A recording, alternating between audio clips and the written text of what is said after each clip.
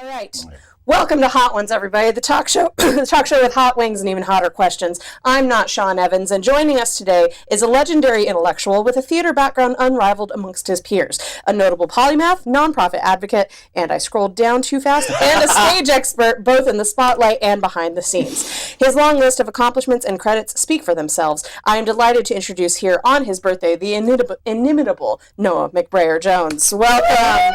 Welcome to the Hot Ones show, everybody. All right, Noah, we're going to go ahead and jump in. If you would like to take advantage of this first wing over here to your right.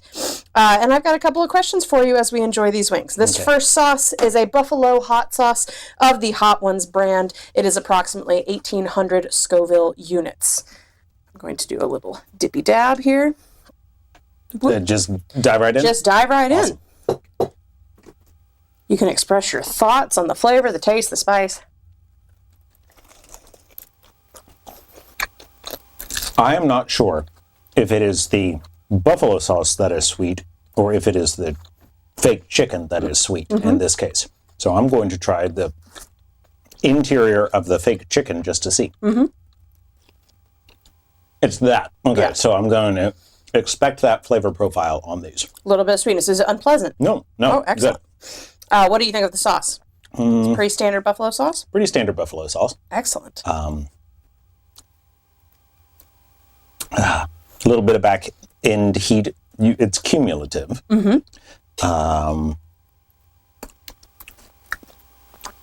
Tabasco-y. Yeah. Yep.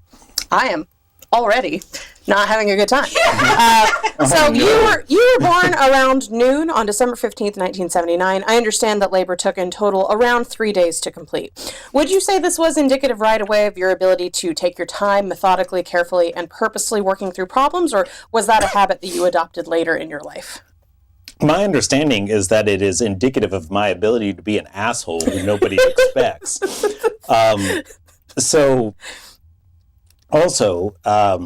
My mom tells me that she did not know that I was supposed to be, or that I was supposed to be a girl right up until, about halfway through labor. Oh, wow.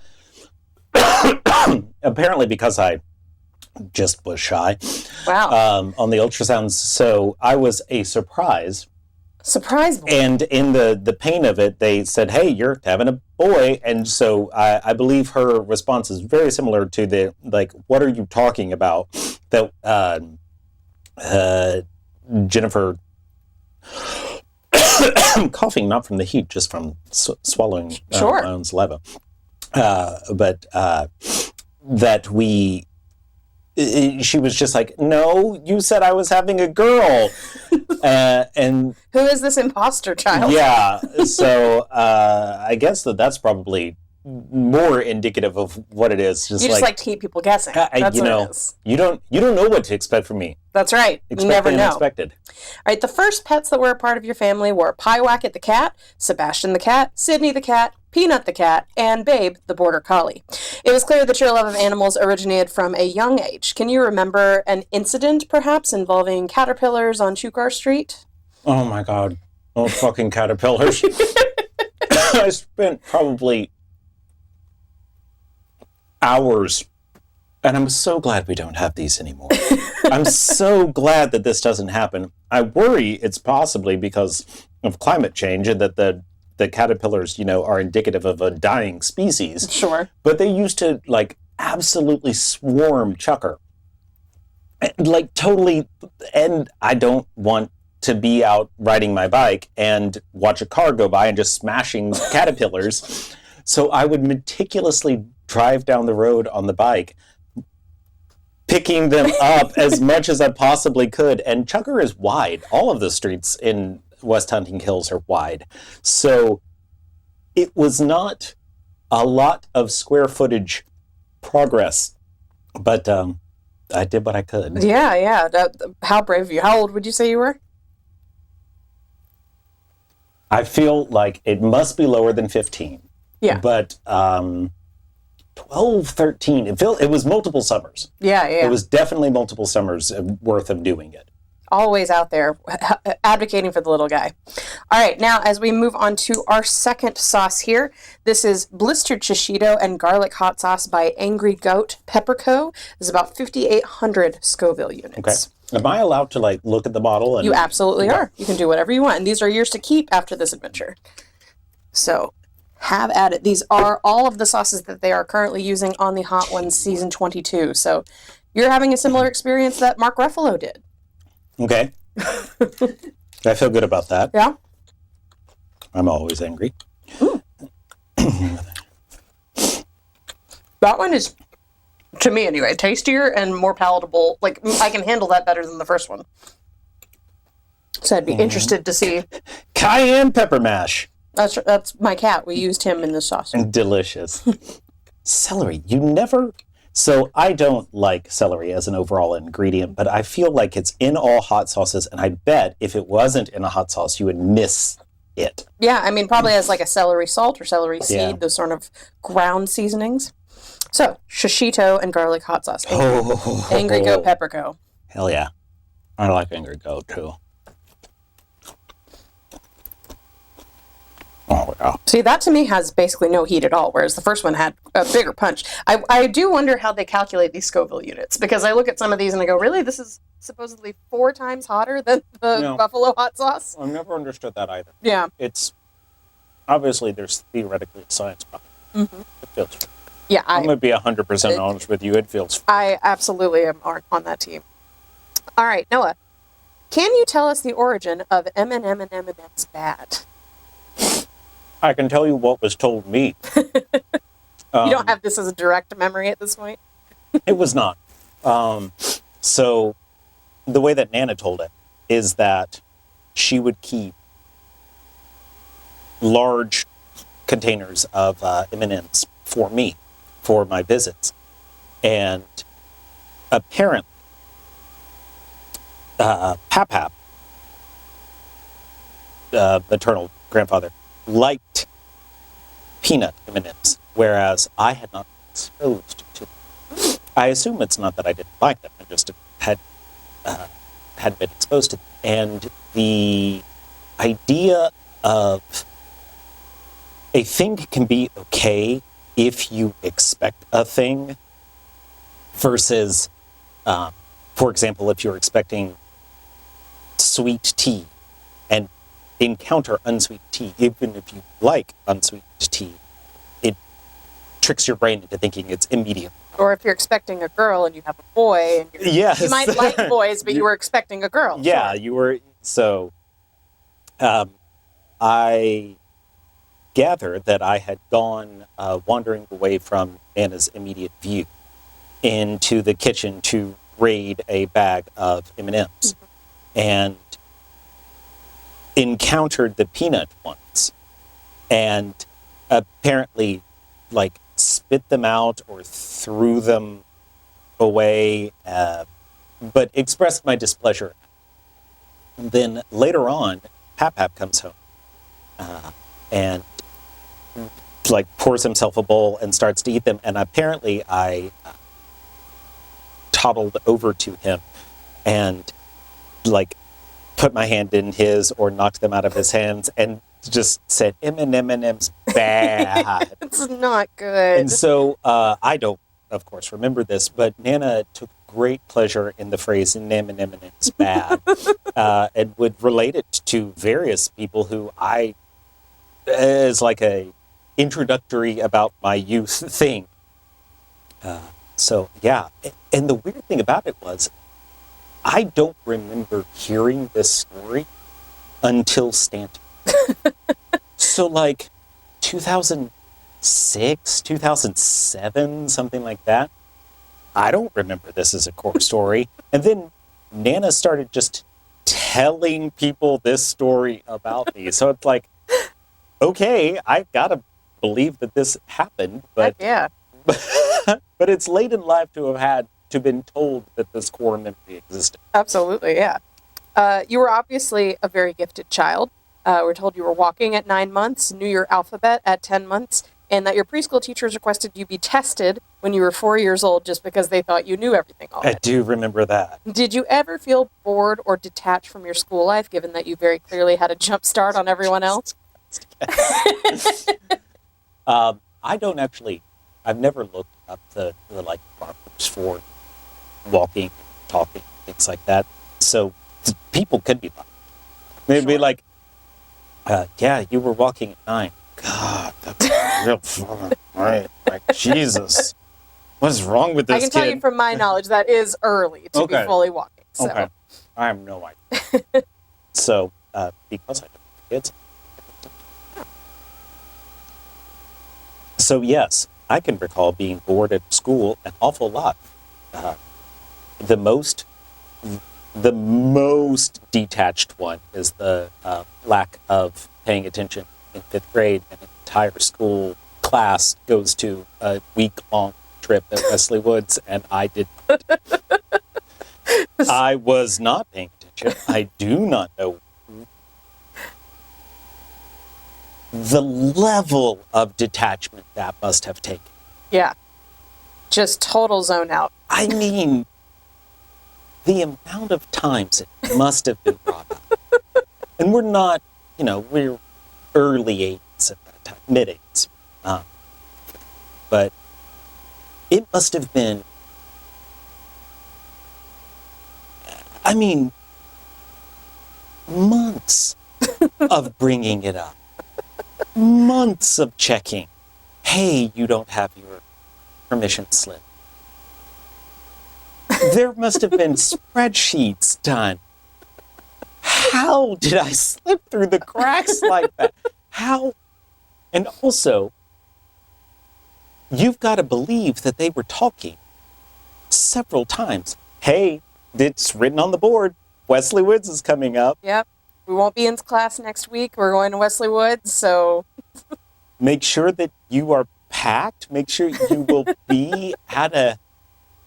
I mean, it had to have happened. I am still flummoxed to this day. That's the major one. I remember times about in first grade being utterly detached from conversation and experimenting with like early dynamics of motion. The like, do you know that if you spin down a checker, it will roll away from you and then roll back? So I would be like experimenting with how far I could get it to go away and still come back, and then realize class had like ceased and was looking at me and like, oh, I was not engaged with you guys at all.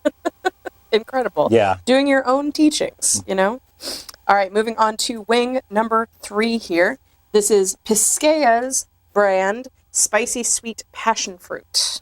This has apparently 16,000 Scoville units. Not that we found that means a whole lot. So we've skipped up 10,000? We've skipped up 10,000 according to their listings, yes. Take that for what you will. I said, the last one I tend to think it wasn't that spicy at all, really, and that's me saying that, so. I like Everclever a lot. I'm going to try and preserve the palate because I know that how much that will mute the hops. So we'll just go to water so that I don't lose the ability to talk. I would also like that water, if you would not mind that. Absolutely. I meant to give myself some ahead of time. So they do a full-ass, like, box set. They sure do. It contains all of the hot sauces of that season. Actually, though, because they want to have natural hot sauces on the offer, meaning made of real peppers and everything. Their star of their show, Da Bomb Beyond Insanity, is not included in that pack. It's Da Bomb Evolution, which is notably much less hot. Everybody who buys the box set, it doesn't have just straight up capsaicin. So I procured the actual Da Bomb Beyond Insanity to make sure this was as true to the show experience as possible. All right. So, question 5. My understanding is that you were drawn to performing in school right away. Do you remember what was one of your first roles in elementary school? I don't remember that, unless I just skipped directly to it.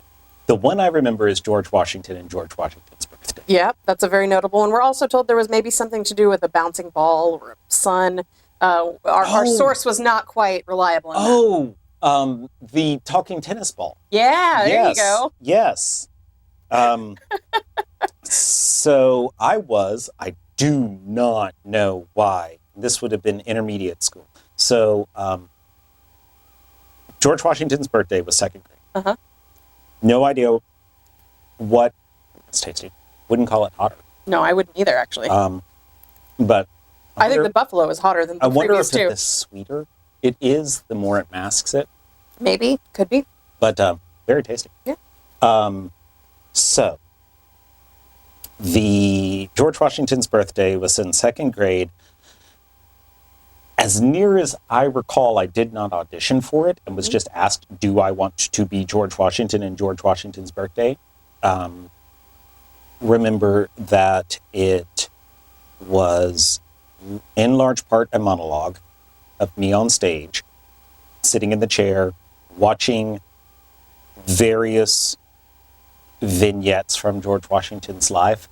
The only line I remember, and my delightfully banal delivery of it, was, "Father of the country, I always wanted a big family, but..." So ellipses had not really registered to my second grade mind. Ah, sure, yes. Mm-hmm. And that would also kind of set in motion a series of presidents you would end up playing throughout your lifetime. So it was truly sort of prophetic. Another prophetic show that you participated in that surely affected the trajectory of your life was your first chance to act in Shakespeare's Macbeth in 8th grade, I believe. 5th grade. 5th grade. Oh, my goodness. Again, unreliable source here. Do you remember which role you played in Macbeth, and how did you work to prepare for that mammoth undertaking? So, did play Macbeth in 5th grade Macbeth. I recall cutting out probably construction paper, teardrop shapes, and taping them to a shirt for chainmail. Excellent. That's so cute. Yeah. So I don't know if that was a required thing or not, but it feels like it must have. But maybe Mom and I just went hard. Maybe. I do recall in that one the notable experience of telling Lady Macbeth that I wasn't finished talking yet. Because she tried to step on your line? Yep. So I have learned to go more with the flow on stage with the indication and just try and bring it back if possible. But I think I have that like edit somewhere, a physical edit of that printout, and I would like to see if I do and what was cut. Because, sure. I mean, Macbeth is pretty bloody. Yeah. And a lot happens in it. And introducing the concept of like the supernatural, murder, what it means to be like a supportive spouse to a 5th grade class is an undertaking, I would think. Yeah, absolutely. How are we feeling on the sauce? You think that's a little sweeter? It's delicious. It's sweet. Hot sauce with a twist at this. Real fruit, no sodium. Very good. I would not say it is spicy. And it makes me wonder, this is... Go ahead and look at this. Okay, so this one's rated 2 to a 4. So these are coming in the middle. Okay, sure. Sure. Passion fruit. Number 1 ingredient is passion fruit. So I think that might also help quell the spice. Well, I'm feeling all right, so I'm actually going to move on with you here to wing number 4. Barbacoa. Ooh. Los Calientes Barbacoa. This is another Hot Ones branded sauce with purportedly 33,000 Scoville units of heat. I'm just going to do a dippy dab.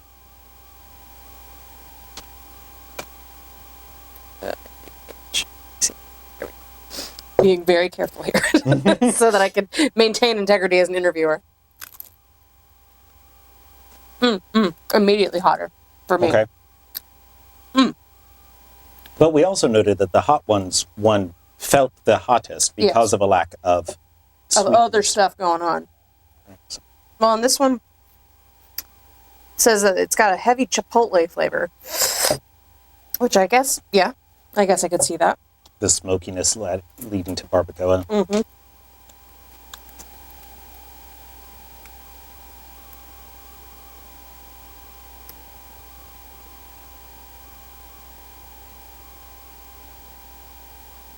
Yeah, okay. Yeah. So far, Heatinist. Oh.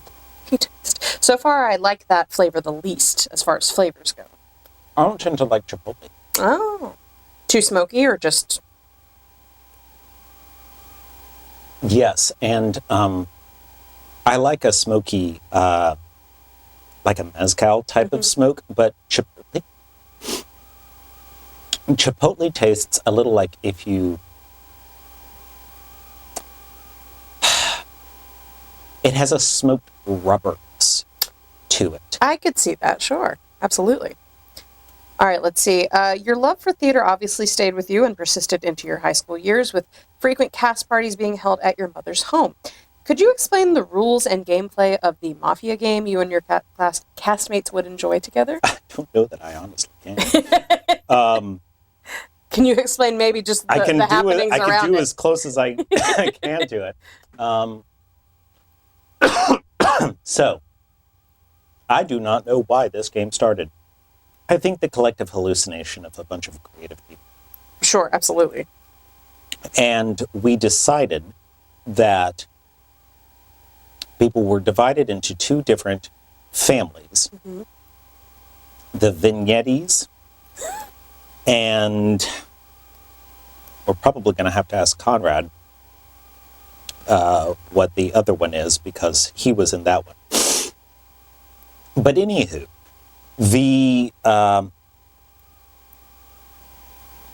it spanned the city. We were all mobile by that time, of our own volition, in cars, so you could go to people's houses and ambush them.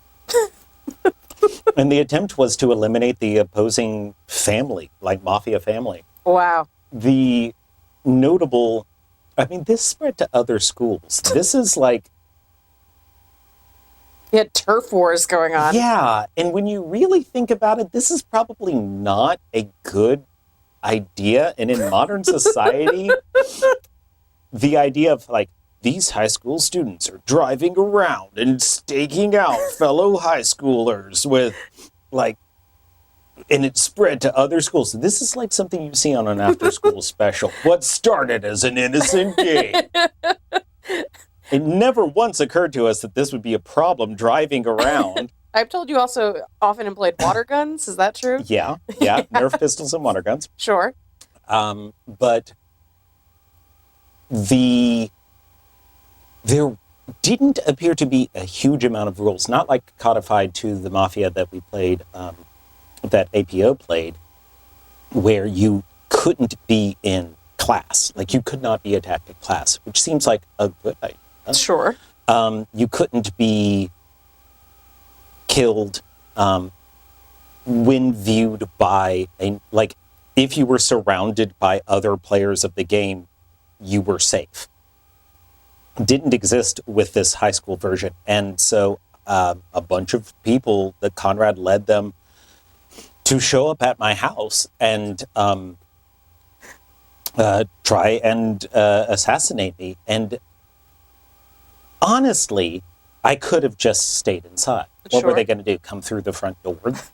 But I called Nicole, who lived in what is now the school down up Caney, and to come up through the back as her dividing backyard as backup, and then I ran out of my back door, dual wielding Nerf guns, and came around the corner, guns blazing, and then ran down the road of Piney Grove, which I was doing pretty good with, like keeping away from people.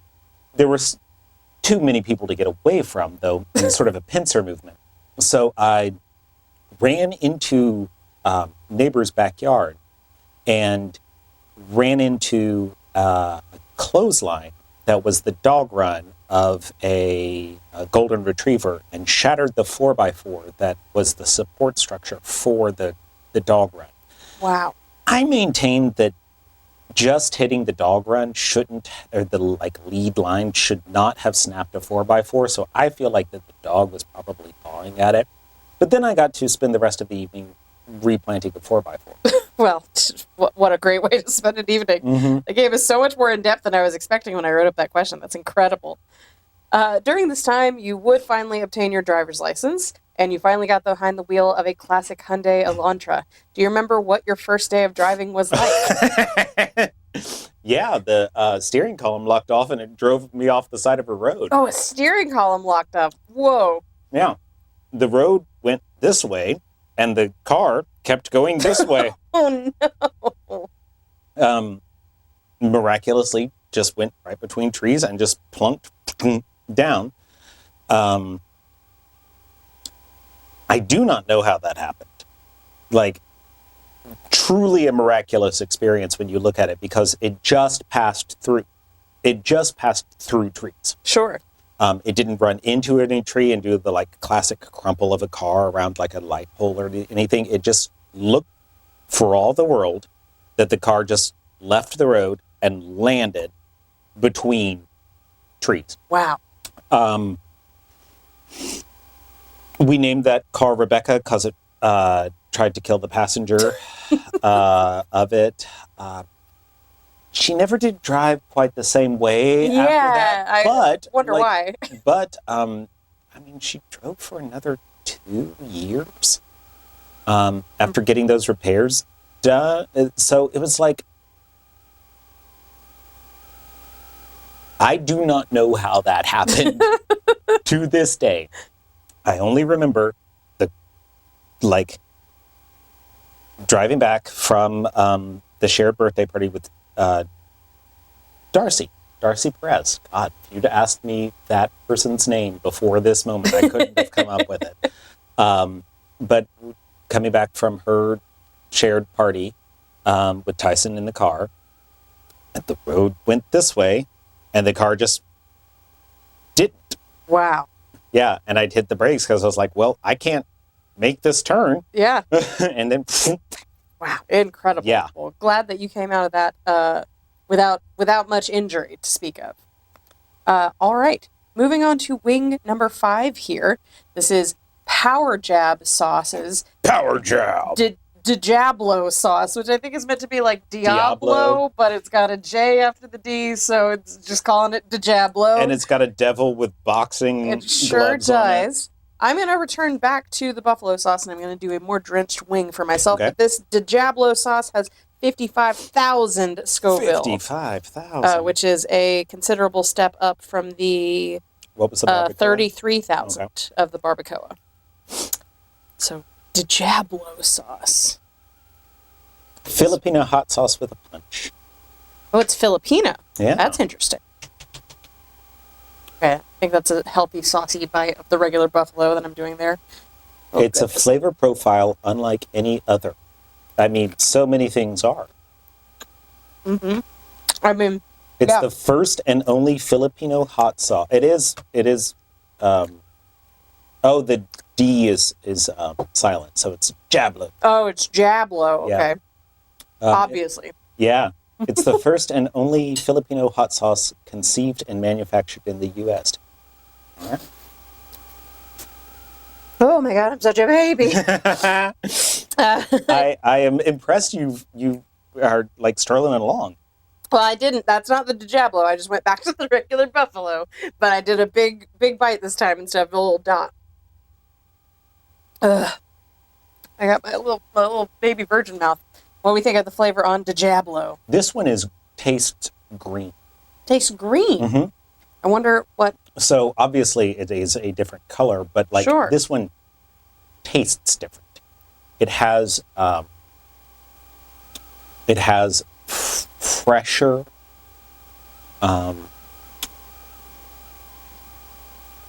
more substantially more like black pepper in it. Much more oily. You can tell it's like oil. It's good. It is the first one, I would say, feels like it has any heat in it at all. Oh, okay. It is the first one in which heat registers. So theoretically, the 55,000 Scoville is where you're feeling anything at all. Yes.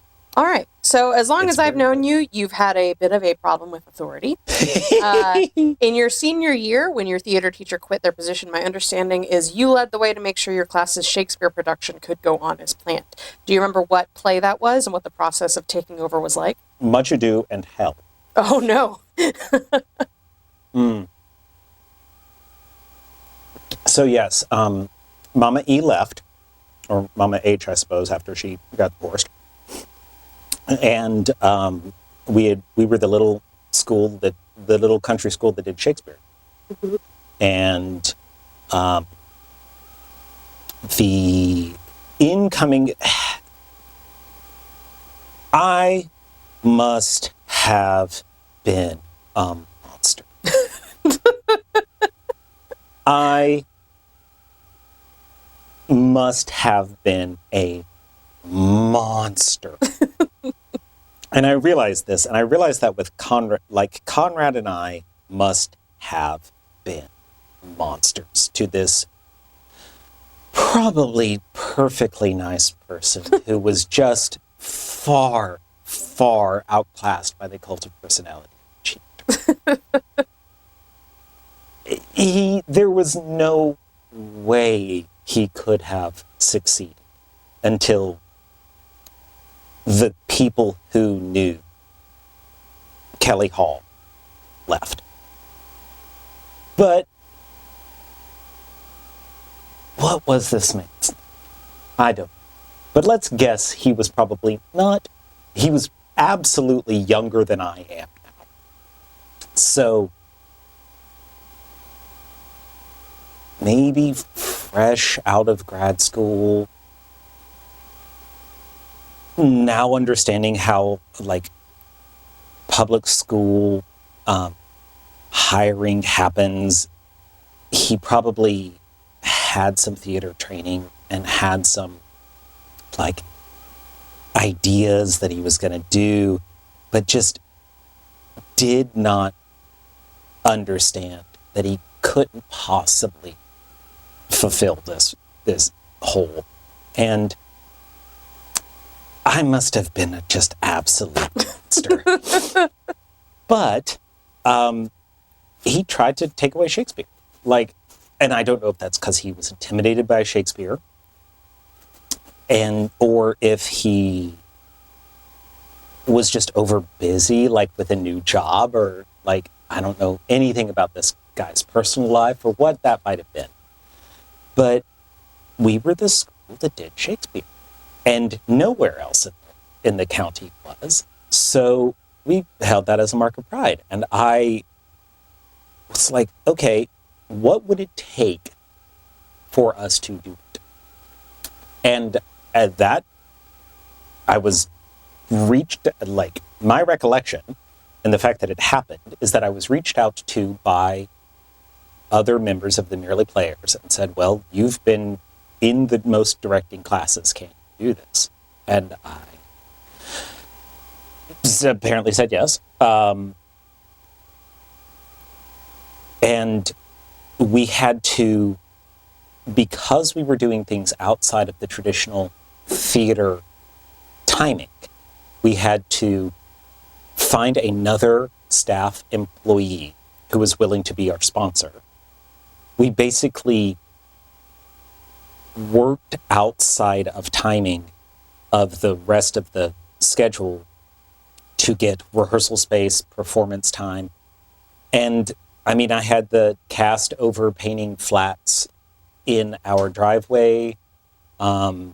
We cobbled together costumes from our own stuff, what we could rent. There used to be a theatrical supply rental store in Knoxville, and we rented some stuff from them. I am quite certain we raided the high school costume shop without them knowing it, and just took what we needed, because either someone still had keys. I do remember putting up a ladder and climbing vertically across the auditorium into the theater booth to get in there. So I know we could break in that way. But Mom and I would drive to the high school during the weekend and change the lights. Wow. And then, we did Bunch of Do. It was great. I recall it being a success. And then I got the high schooler of the year that year, and I did not expect that for having fought the system for so long. I know, yeah, and I'm told, because this was a special award that they created just for you, and I'm told that you weren't even aware when your name was called that anything was going on. Nope. Just kind of had to be like, hey, they're doing something for you. Yes, Kelly Love was sitting behind me, alphabetically, and she was an AP student like me, so we knew each other. And at graduation, I had entirely zoned out as and suddenly Kelly is tapping me on the back, and I turn around. Yes, and she goes, "Get up there," and I do, because I was just like, "Oh, cool," and stand up and start walking up, and realize absolutely nobody is walking up. So I was like, maybe 3/4 of the way up to the stage, going, I now wonder why I am walking up to the stage at this point. I walk up on the stage and they hand me a plaque. It is like, senior of the year or whatever. And I was just like, hey, I don't know what this is. So I took a little bow and walked back to my seat, and then the rest of the procession happens. But it's like, I to this day do not know what that was about. And I know that the next year they did it because the person who, in Science Olympiad, I sort of thought of as my protege, Erin, she got it. And then I do not know if they ever did it again. Amazing. Amazing. Well, what a success that ended up being. Moving on now to wing number 6. We are past the halfway point. All right. Things are just starting to feel a little spicy to you, so we'll see if they continue that way. Wing number 6 is Whiskey Smoked Ghost. Do I have those in the right order? Mm-hmm. Okay, good. This is by Marshall's Haute Sauce. And it's supposedly 71,000 Scoville. Okay. I'm going to return to the Biscaya and do a bigger bite for myself. Just pouring it right on, like the brave little soldier. I believe in you.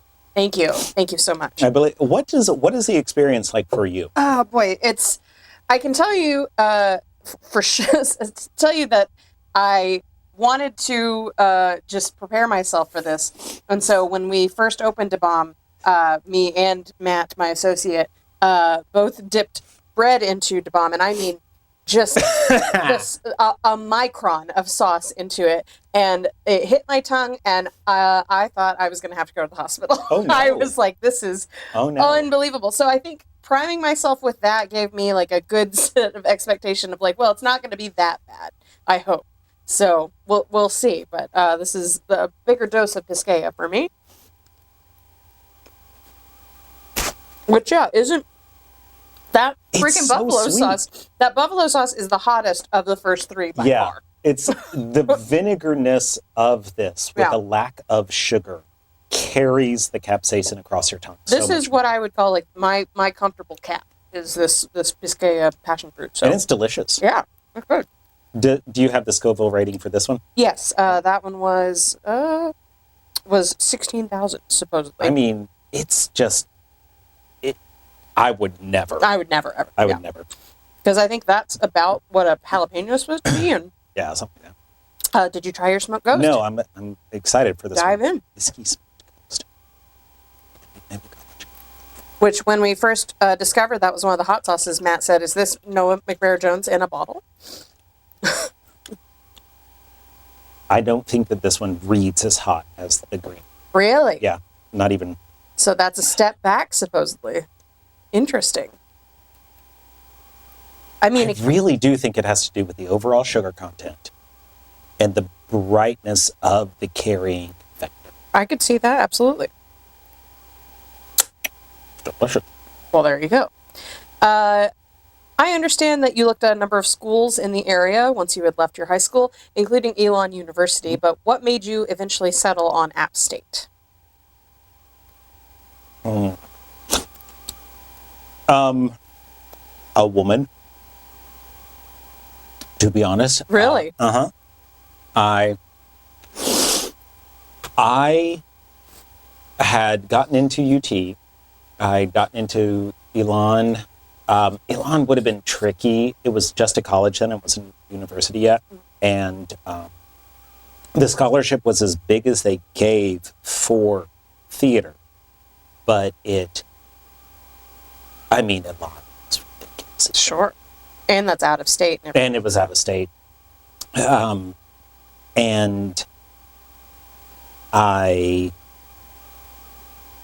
we probably, as a household, could have swung it, but it would have been a challenge. And it turns out, like, middle North Carolina is kind of... Yeah. No shade to... actually, a lot of shade to middle North Carolina. It's a boring, Piedmont-y sort of area. Mm-hmm.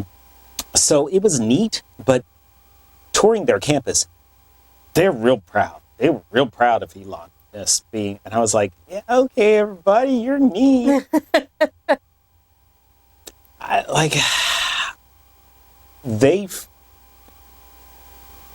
Going to Elon felt like what it must be like to outside to a cult.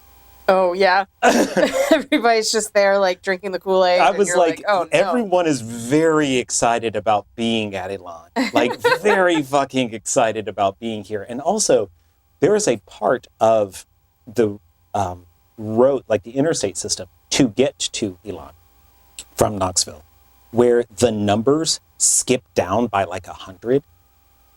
And I think it's because you run into another interstate and that keeps counting up. And then when that interstate leaves, they reset to mileage as if this hadn't been there. Sure. So Mom and I were driving and then the numbers reset and it was like, we have been on the road for what the fuck has happened? Gone through a wormhole. What the fuck has happened? And it's probably, I don't know, 9 o'clock at night and the numbers reset by like 100. And it was like, you're telling me we have another 90 minutes still? We thought we were close. So that probably affected the next day's tour as well. But it was just like, this sucks ball. It sucked to get here. Walking around, it's all very pretty. It's beautiful. Like the setup was beautiful, but everybody was just like, so you're coming to me, right? And I was like, yeah, this is neat. And then it was so much more expensive. And it's like, okay, that's a third choice. Sure. And then App State, Mom and I went to Boone and we ended up arriving in Boone in the middle of a snowstorm, like blizzard, like almost white. Could not fucking find where we were supposed to be for the tour. Drove around for easily 90 minutes. Boone, at the time, was not that developed. And App State's campus at the time was not that big. So we probably circled this like 2.5 square mile cycle going sort of this like trapezoidal up and down. So you'd like get into the valley, have to drive back up, back up, down. And I mean, just like, okay, so we're supposed to meet at the admissions building. On this map, there isn't an admissions building. There's an administrative building. Is there anyone at the administrative building? Nobody's there to let us in. Well, it's a blizzard. Do you think it was canceled? Early days of cell phone. Nobody's picking up a phone. We're just driving around like, what the hell? And so at this point, I was a little bit resigned to just going to UD. Just like, this is too much of a hassle. Yeah. Apparently, I'm never going to get to tour this place. And I should mention, I hadn't even really thought about Upstate, but in high school, a woman that I very much wanted to date, Shona Christensen, went there, got in. She was my co-editor for Yearbook. She let me know that App State existed. And so I was like, okay, well, I'm going to apply there. I'm going to see if I can follow Shona there and maybe we'll date. Did not. In fact, barely talked after freshman year.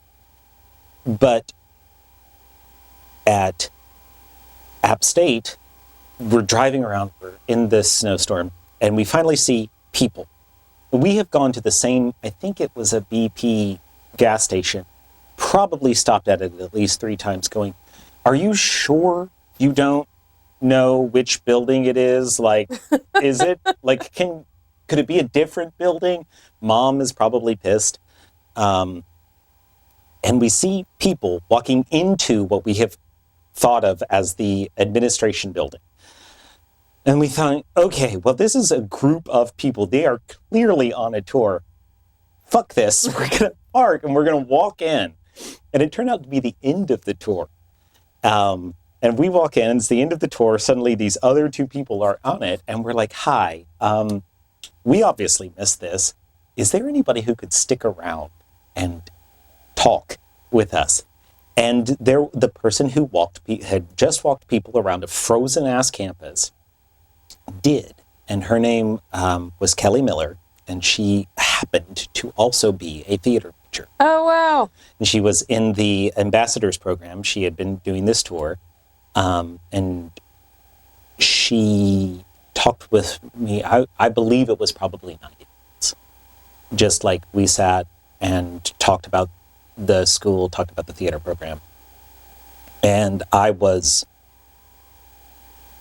out and went, I'm coming here. Yeah. And also, I was smitten. Oh. I was smitten with her. So I ended up following her through freshman year. Oh, wow. She was a senior, and she was the communications director, which was a student position for the theater. And so in the middle of the year, in the transition over December, it had become very clear that I was just going to follow her around like a puppy. So they said, well, when she graduates, Noah will take over this position. And so that's when I'd started training up into publicity. Incredible. But yeah, Kelly Miller is 100% the reason that I went to App State. Where you are now is Yeah. all thanks to Kelly Miller and how attractive she is. Mm-hmm. We know that you eventually made your way to Virginia in your journey. So what prompted that transition? Kelly Miller, actually. She moved to Virginia. And Well, nope, followed another woman, though.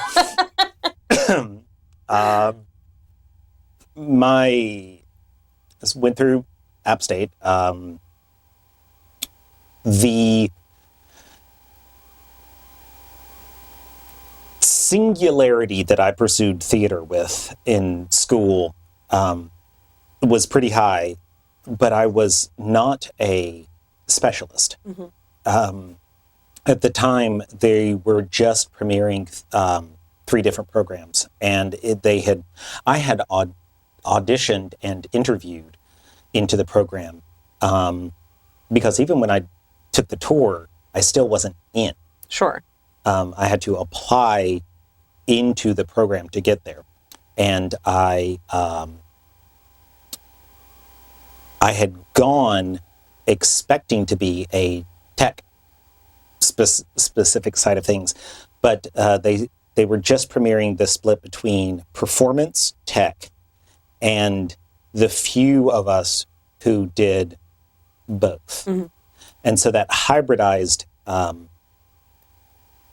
system, you would think, would make you sort of a Renaissance man, polyglot. Everybody would want to hire you. But in the churn of the regional theater companies, that doesn't exist. You are a performer. You do the cattle call audition.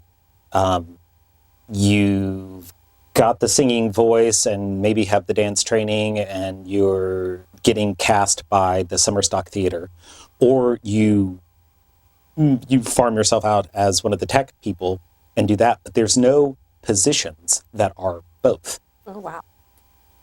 And so I had not a lot of luck in the theater, the regional, like SETC, Southeastern Theater Conference circuit, because I'm an okay singer, but I'm not a belter of stage sort of concept. And in the 90-second auditions, those cattle calls are just like, we are looking for the cheapest thing that can do, and Nathan Detroit, nope. and so I wasn't seeing any callbacks. And for the tech side of things, I had spent my time in college the way that I spent my time in high school, which was directing, which is not something people want. Right. They have their directors, and they are looking for people who can do the lights and stuff like that. And I can do all of that because you've got to know it to be able to tell somebody else how to do it. They're not looking for a just out of college kid to do it. Right. So I trained as a director, and no one fucking wanted to hire me. And I went to I had gotten into a stage management at Southern Appalachian Repertory Theater, which is about 90 minutes south of Boone, for junior into senior year. And then senior into graduation, I had worked for Heritage Repertory Theater in Charlottesville. And that was great, except that's part of the academic theater the rest of the time. So it's not like they hired you and then you could stay there for the rest of the year. It becomes the school's theater. Right. So at the end of the summer, they were like, cool, we really appreciated working with you. Goodbye. And I didn't have anything lined up because there aren't a lot of full-time tech gigs that work through the Southern Appalachian Theater, or Southeastern Theater Conference. And so I came back to Knoxville and had one of the worst years of my life. No. Because all of my high school friends were gone. I was drinking age, but had nobody to hang out with. The one person with whom I shared a vague connection was Daniel, but Daniel and I worked different schedules, and so we never saw each other. And I was rapidly running out of money at home, back at Mom and Ken's, just, suffering the kid after college moves back home with their parents sort of thing. So I had been in long distance relationship with Jennifer at the time back in Asheville, who I had met at SART. And she was like, I am, trying to go to grad school for Shakespeare, because Mars Hill's college program was much more like theater. The theater was a specialized performance. They didn't have a lot of tech. Mm-hmm. And so I had worked my way back into working at SART that summer and thought, okay, I have a gig. I can go to grad school in Florida State for film, which was my minor, in college and they had accepted me. Or I could see about a relationship with Jennifer, move to Virginia, and go to Barry Baldwin. And that's what I did. Wow. Incredible. Yeah. What a transition. Just following women. That's right. Just a lifetime of following women. It's Noah McBrayer Jones. Well, we're moving on now to wing number 7. This is by Tropic Star Hot Sauce, and this is their ginger goat.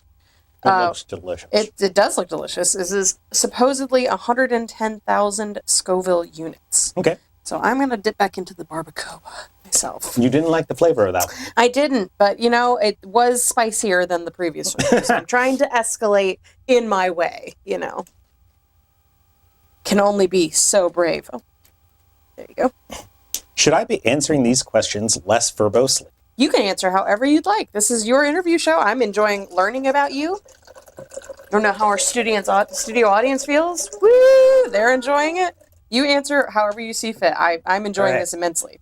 This is just meant to eat a wing, answer a question, see if the heat affects you. And obviously, so far, it's been a cakewalk for you. So, all right. I'm genuinely curious. You should go watch some Hot Ones episodes after this. You're handling this much better than most of the interviewees do. That is See, bad. it's not great. I actually think you like the flavor of this one if you can stand the jump. This one does carry the heat. Maybe I'll well. I'll dip into that when you do the bomb. That'll be our next adventure. Whew. This is a jump. Is it? Yes. What's the On jump? paper, it's a jump. So the previous sauce was 71,000. This is 110,000. So, No, it isn't. no, it isn't. No, McBrayer Jones, invincible, ladies and gentlemen. Is it good though? Does it It's taste? absolutely delicious. Oh, good. It is absolutely delicious. Oh, good. Tropic Star, bringing the flavor. Is it just that again, it's a mango, so I'm wondering if the sweetness mutes it. It could be. Or maybe I'm dead. Maybe he's dead inside, ladies and gentlemen. Maybe you are the whiskey ghost. Maybe I am the whiskey smoked ghost. All right, so Marshals, call me. I'll be your... Imagine me in a monocle. Absolutely. So you started out as an actor in Golden Duck Productions. Did you ever imagine at the beginning of that adventure that you would eventually take over the reins to transform it into Clever by Half Productions? And what was the experience of that transition like?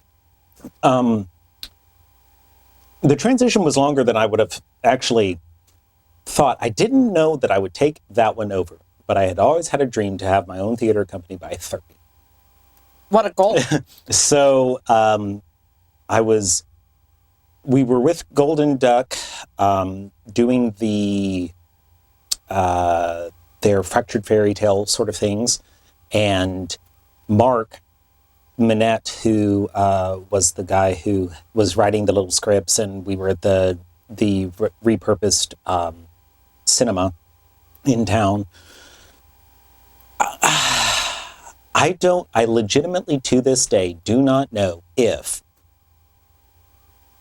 out of a weird desperation, Massanutten reached out to all of the theater companies, or not all of the theater, but all of the theater programs in the area, and were looking for, they had mentally conceived of the idea of dinner theater, or if Mark approached with that to them.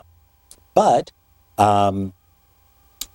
Mark had worked with a dinner theater, like a more traditional dinner theater in Florida, had a script that he could license. Massanutten was interested in running it for a maybe 2-month period. I want to say 8 weeks as a trial. And Mark needed he'd filled all the roles, but he needed a techie. And again, I, trained as a hybrid, so I could do both. And did that for Let's Kill the Boss, which was the licensed show. And then the dinner that was on Wednesday was so popular that it eclipsed I want to say maybe their beer tastings, which were on Tuesday. So Massanutten went, can you do something for our holiday season? And Mark did a very solid interpret. Oh no! I told you. Made it a good long time. If we just don't touch it, let's see what'll happen. Yeah. Did a very solid interpretation of a 6-person Christmas Carol, and he probably took some of what ASC was doing at the time to work off of that. But it was a good interpretation, like to bounce around the room. And because he again needed tech for that, he asked me back for that and asked me if I wanted to be Ghost of Christmas Future, because I happened to be the one person who had a full-length black cloak. Yes. Yes, that tracks. And it was great because they had this like giant glass window on the second floor of the building. It was ground floor when you came in, but cut into the hill, so it dropped away. And in the winter, it would get dark at 6. So by the time the show started at 7:30, and you get to the like Ghost of Christmas Future arriving at 9, it's dark outside. So I would enter. Everybody had sort of forgotten that there was tech happening at all. I'd enter and just stand with my back toward the room against that black curtain. And so when Future shows up, I just appeared to people. It's crazy. It was the cheapest low-rent misdirection magic, but it worked every damn time for 5 performances of people going, ah! It's a whiskey smoked ghost. Yeah. And you come out there and you do the point, which I absolutely stole from Ghost of Christmas Future and Scrooge, the just like loose point down like that. And then because that went pretty well, although, quote, Shakespeare doesn't play well on the mountain. Yes. Speaking about noted Shakespeare play. We did the remainder of the run of Let's Kill the Boss, and then they asked, Mark, can you do one that incorporates this area as the thing? And that was the basis for continuing a annual run. Mark left after the second year and turned it over to James, who had started in the second year. And I'm not certain why he went to James directly. I think James had experience before starting grad school, like doing theater management and stuff like that. But then James only did it for 1 year and rolled on. And I was working at Rosetta Stone at the time, so I was like in a full-time job too. Right. So that also could be why Mark didn't initially like think, hey, would anybody in the cast like to take it over? And then after James went, would anybody like this contract? I went, yes, absolutely. And was excited to, grow it from there. And I had been doing some productions with Leet Shakes, which was my attempt to do like towny theater, like professional, low professional, but pay the actors, cut of the profit, like we'd learned the Kingsmen did and things like that in Stanton. And I had done that for a year, had a couple of shows that had been critically, if not extremely well successful, but I was able to self-finance and grew it from there. And then had a meeting that Stina was at that was like, we have to change the name of this company. It is too long to do Leet Shakes Golden Duck Productions. This is horrible. We're going to make it something else tonight. And then it from that came up with Clever by Half that night. It's like, it is something else before we leave this meeting. Incredible. Well, you actually dipped into my second question with the Christmas Carol anecdote. So we're just going to go ahead and move right on now to what some call the climax of the Hot Ones saga, the real turning point here. The supposedly 135,000 Scoville units, so 20,000 more than the Ginger Goat, Okay. theoretically. This is Evolution Hot Sauce's Da Bomb Beyond Insanity. I will warn you of two things. One, that this is often hotter than people anticipate that it's going to be, and two, that it tastes like poison. And in fact, Because of the straight capsaicin? yes, and in a recent bout of this with Louis Theroux on Hot Ones. Louis Theroux was like, do I have to say nice things about these hot sauces? And Sean was like, no, you can say whatever you want. And he said, that's terrible. And he was like, yes, it's poison. So Sean Evans knows that it's terrible. It's disgusting. So I would start with a small bite, if only because it is so disgusting. So is this the one that they end with now? Or No. They put this 8th, and then the following 2 are supposedly hotter than this. And people never have a larger reaction. They only really react strongly to Da Bomb. So I wish you luck. I hope it's not as painful. I hope you fare well. I'm going to try this one since you told me I might handle it well. So this will be my challenge. It did register as spicy, so I would do a small amount, but it is good. All right, I'll try it.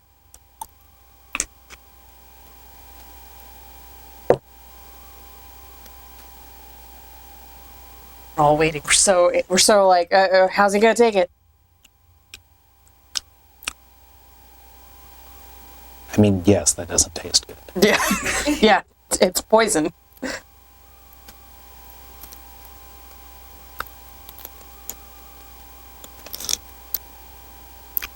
Oh, Too much? yes, it does taste better. You're right. Oh. Too much for me. Oh no. I'm having your Da Bomb reaction for you. Oh my goodness. Whew. Okay.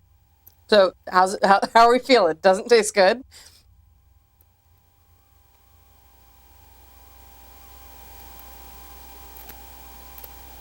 Big mad vibes from Noah McBrayer Jones on Da Bomb, everybody. Is it hotter? Yes. It's not good. It's not good. Would you say that that's a measure of 20,000 Scoville units hotter, or is it significantly hotter than the Ginger Goat?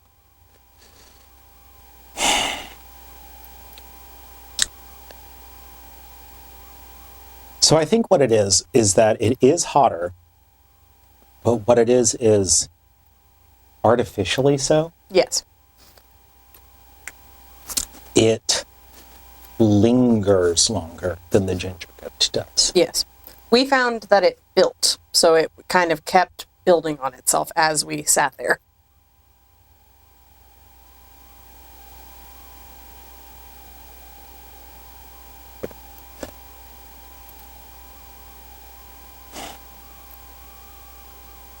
I would not have a lot of that Yeah. in a way that I would have the Ginger Goat. Simply because it tastes bad. Yeah. Yeah.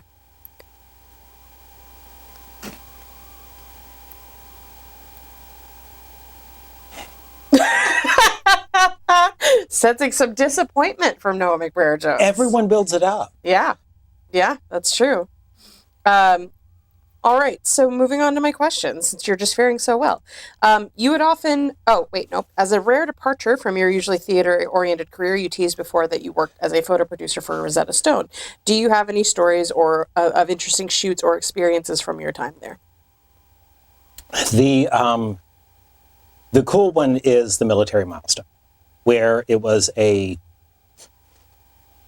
build a 2-week-long immersive experience from as if it were a first-person video game for a checkpoint operator for the Afghan battles and Iraq battles. That was a lot of fun to do.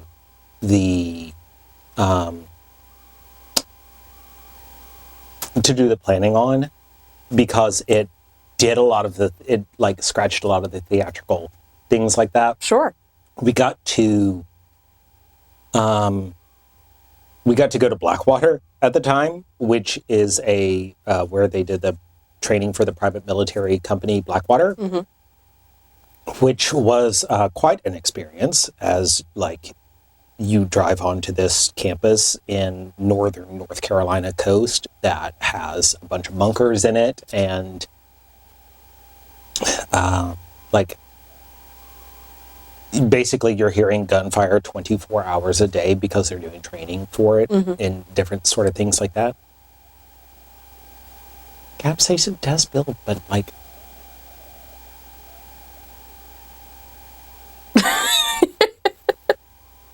to what end? And then it's just hot. Then it's just hot. Is it unidentifiably like spicy?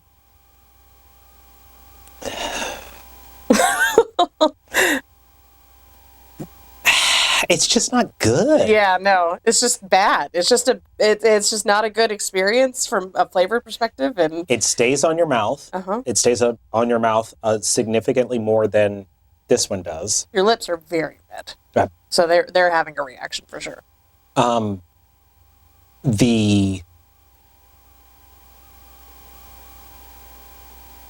it all feels artificial. Yeah, well, it is, and that's why in the actual sauce set they have one that is made of real peppers that isn't just like the chemical capsaicin. Yeah, and I think that makes a big difference because it doesn't go away. Like I can feel the continued reaction to it. I can feel that it is hot. Here's the thing. I can feel it's hot. It doesn't feel spicy. Okay. So it's just like a pain reaction, not necessarily like that mouth-watering sort of spicy spice elicited response. The reaction feels like a allergic reaction. Oh no, are you okay? Yeah. Okay. It's like, do we need Benadryl? But it feels like that.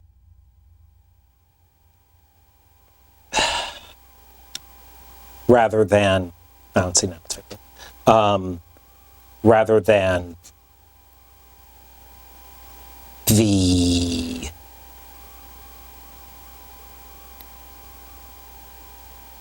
even as sweeter ones, the vinegariness of a real peppery thing. Yeah, absolutely. Yeah, it's just vile. It's just a bad sauce. They made a bad sauce. I wonder if it could. What could they have done that would have made it taste better? Like, what tastes bad in it? Because it's not. Is it that capsaicin is itself bitter?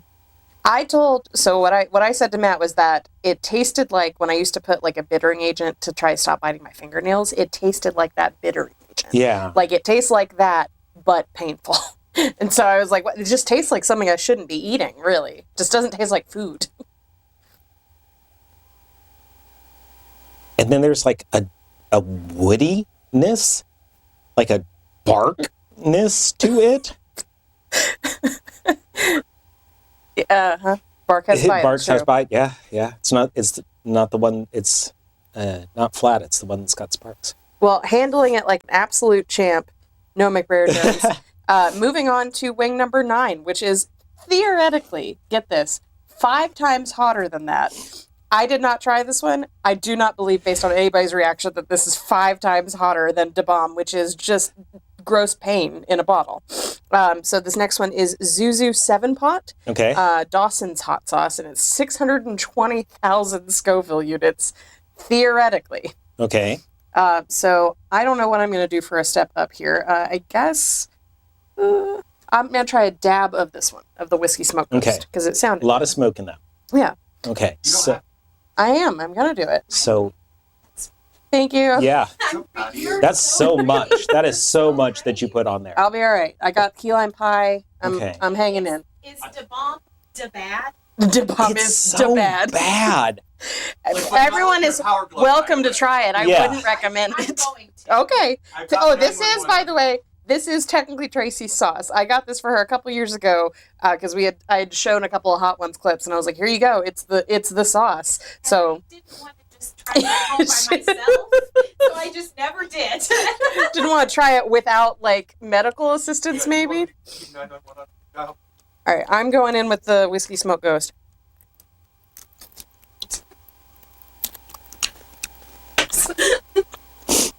Mm-hmm. Yep, that's hotter. That's hotter. Oh no! Mm-hmm. The ice cream is right there. Mm-hmm. The crayon pie is great. Next one. Hashtag not sponsored. Hashtag not sponsored. Oh no! I'm such a baby. Okay. All right. So what I want is to be able to taste this again, not through the shitty overheat of this. Sure. That's not the game. Yeah, I mean, they go right in succession on hot ones. This one is red pepper, 7-pot mashed peppers, vinegar, garlic, sugars, maple syrup. So it's got better things in it. Fennel seed, ghost pepper. All right. So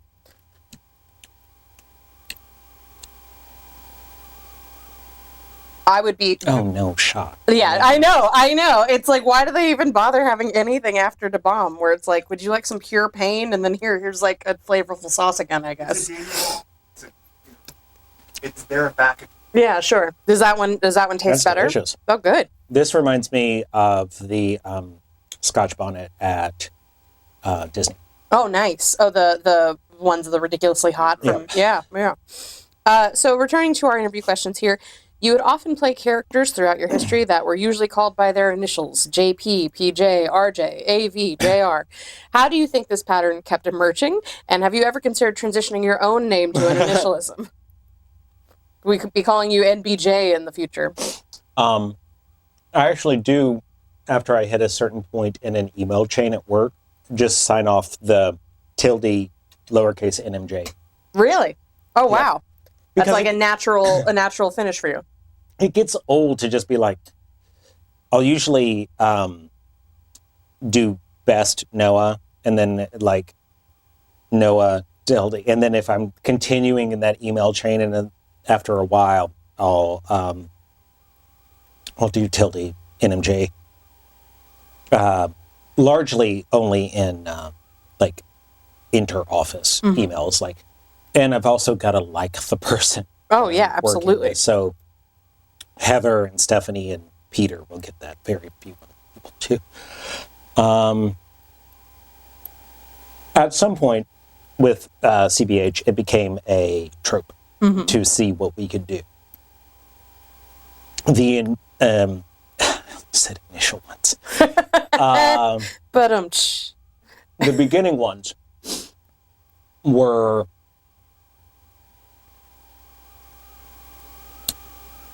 jokes on what we could then have the name be when it was finally eventually said. And then it like developed into an ongoing trope. The AV one was the only one that I wrote outright.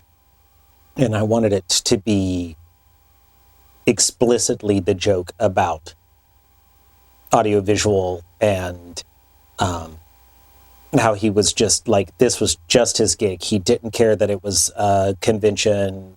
Like, he's here to run your audio and visual needs. And then the switching from PJ to no, I guess it was JP was first, to PJ as the like ongoing trope, and then we just like built lore into CBH. We made characters related to each other through their shared history, even though they wouldn't appear in other shows. The only repeated direct character we had was Victoria, who came back, but she was married to PJ by that point, so canonically they get together in one of the endings.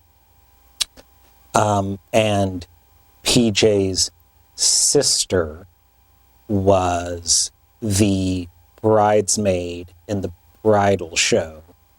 And so we built the internal, CBH extended universe, which I really enjoyed doing. And it gave something for the people who were coming back year after year to see again and to track. And, we had kids who were in the womb and then kept coming back to see us as children. That's so cool. Yeah. You worked for quite a while at a coffee shop in Stanton, Virginia called The Daily Grind. Yay. Would you say that this was a sort of Empire Records experience for you? And how did this inform your working style as you entered into more straight-laced nonprofit work? My God, yes. That had a real damn the man, save the empire sort of feel to it. Like, nope, we're listening to this music today. This is could you turn off this music? No, I can't. No, this is what we're listening to today. I think it worked out very well for me. I turned out to be very good at being a barista. Yeah.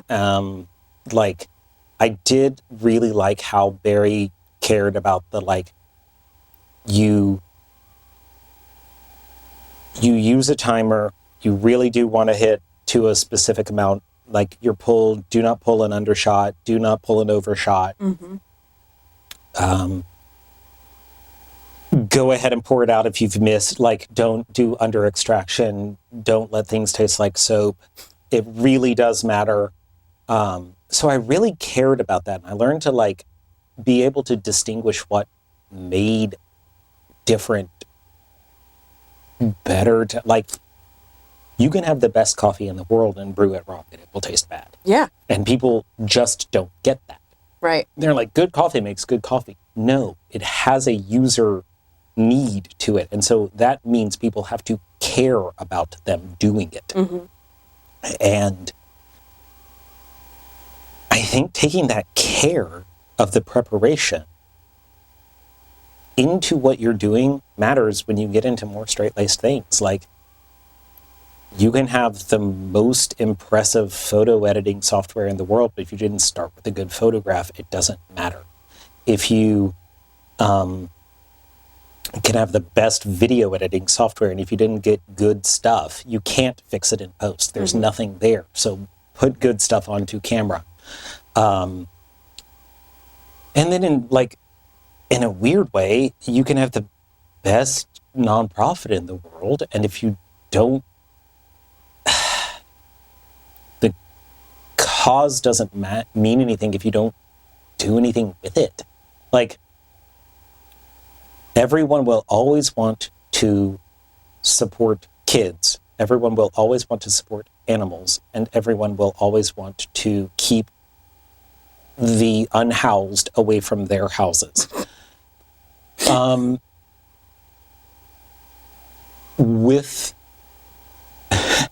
With the if you're not doing those things, you gotta have a good story. Yeah, absolutely.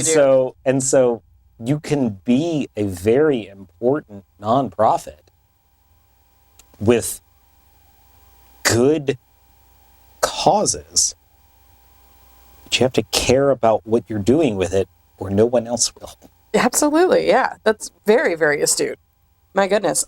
All right, Noah, you have conquered the gauntlet here. We have just one sauce left to try. This is Hot Ones Hot Sauce Last Dab Experience, and it is customary on the show to add a extra dab of this sauce to your wing as you eat it. I am going to do that. This feels like a mistake, Passion. It'll be all right. I'll live. I'm gonna tell you. Got 911. Yep, I'm doing just the dabbiest dab here, but I am going to do this with you. God, the bomb is so bad. Oh, so bad, yeah. It's indescribable how less than the sum of its parts it is. Absolutely. This one, by the way, is theoretically 2,693,000 Scoville units. Take that information and do with it what you will, but it is supposedly 26 times hotter than the bomb hot sauce, which, as we have noted, is poison pain. So it is. Whew. Made with pepper X. Has anybody ever done a interpretive reading of the label? You feel free. This could be the moment. Heat level 11 of 10. Made with pepper X. Welcome to the experience, Spice Lords. The most extreme version of the last dab sauce we have ever made. What? The main ingredient, Smokin' Ed Curie's Pepper X. Uh-huh. All right, Smokin' Ed. It's officially the world's hottest chili, and we've pushed it to the max. Add a dab to your favorite foods and live the Hot Ones TM tradition. The Hot Ones TM tradition, ladies and gentlemen. Woo! All right, we're going in for a last dab here. And one last dab. Yep. Per the Sean Evans tradition. All right. Congratulations, Noah. Cheers. You have completed the gauntlet. Here I go. Oh, passion.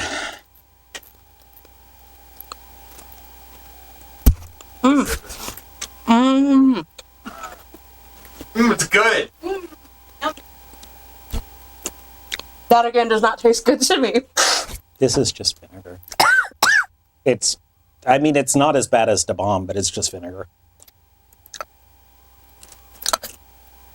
Oh, I got the hiccups. I'm doing the hiccup thing. The diaphragm is trying to project. It's still in my mouth. You know what's Oh my God. interesting?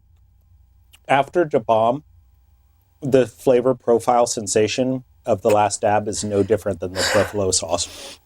It's true. I could see that. And finally, I have one more interview question. And finally, the blame.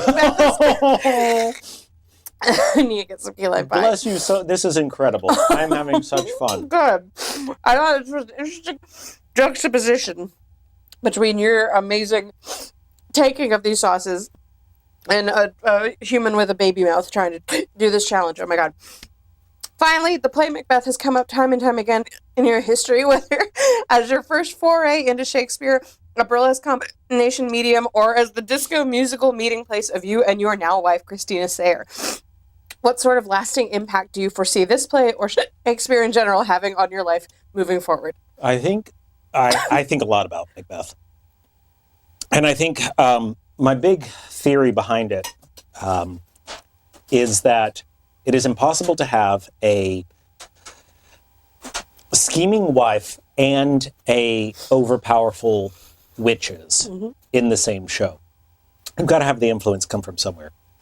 I don't like a scheming wife version.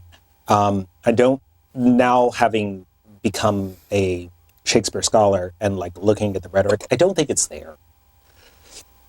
I think it's a cheap out. And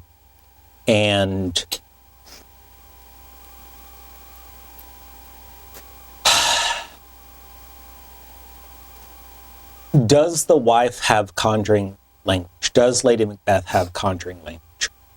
Yes. But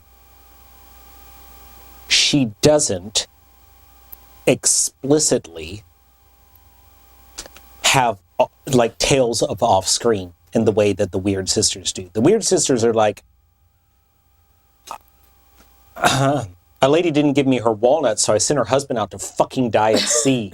Right. Like, cool story, bro. Like, that's what they're dealing with.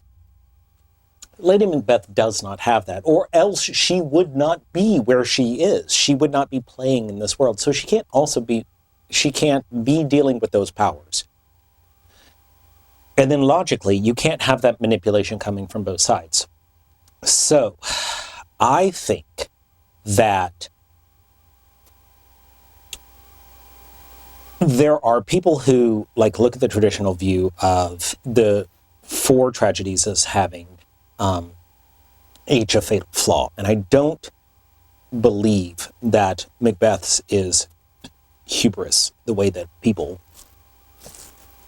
tend to, and like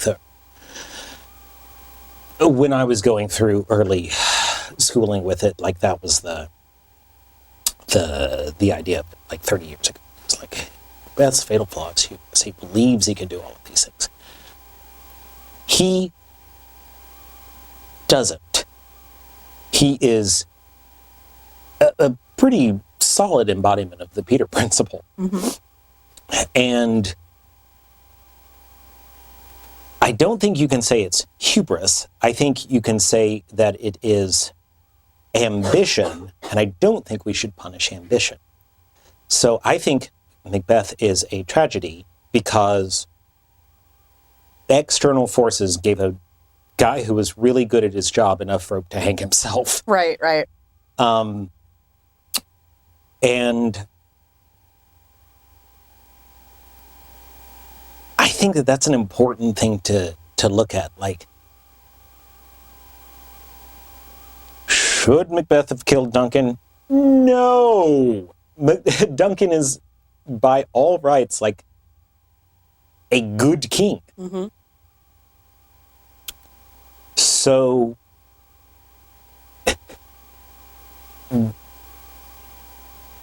it's a little bit of like, don't bite off more than you can chew.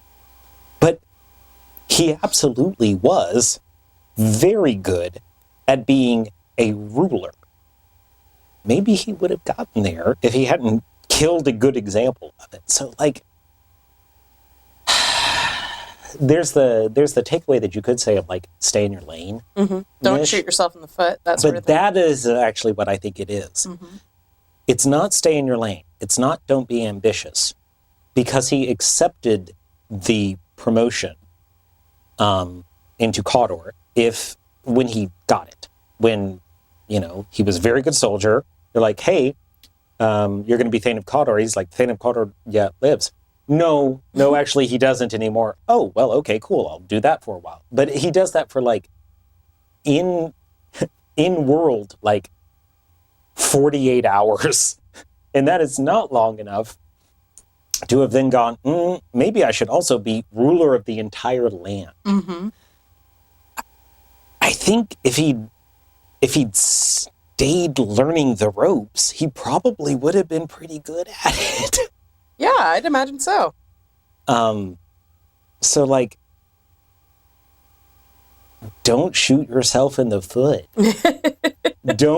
And also he took out his patron, the person who appointed him into the position. Like, so recognize when you got a good thing. These are all things that aren't just like your fatal flaw is hubris. He doesn't go like, he doesn't start the show and go, I bet I could fight supernatural forces. He goes, hey, what the fuck's that across the marsh? Yeah. They addressed us by name. That was weird. We should probably sit and think about that for a while. And when he stops thinking about things, that's when shit stops happening. Take a little Hamlet in there, man. Sit and think about it for a while. Yeah. That's what I think the takeaway from Macbeth is. Sit and think about it for a while. Absolutely. Well, you have certainly given us a lot to sit and think about here, Noah McBrayer Jones. You have conquered the Hot Ones Gauntlet probably better than anybody I've ever seen come on the show. You have really, truly outdone yourself. It's been a delight to get to know you even better. This was a lot of fun. Through all these interview questions. And now I'm going to do the classic Hot Ones ending. We're going to roll out the red carpet for you. This is usually where all the celebrities talk about the books and the movies and the music they have coming out. So camera one, and really only camera one, because we have one camera. Go ahead and tell the people what you got going on and the adventures you're looking forward to in the next years of your life. Clever by Half Production should be, it's up there. Clever by Half Production should be having a production at Fable Hollow in which we remount one of our classic fairy tale murder mysteries, and it will be excellent. And Amazing. You should all come out and experience it. You've also, I think, potentially got an Alaskan cruise going on in the next couple of years. Lots of adventures, lots of milestones. Lots of adventures. So much. At some point, I'll be going internationally for 7 days because that happened. Yeah, good times, great oldies for the future. Incredible. Yay! This concludes our Hot Ones birthday experience for you, Noah. This was a delight. Yay! Those celebrities are pansies.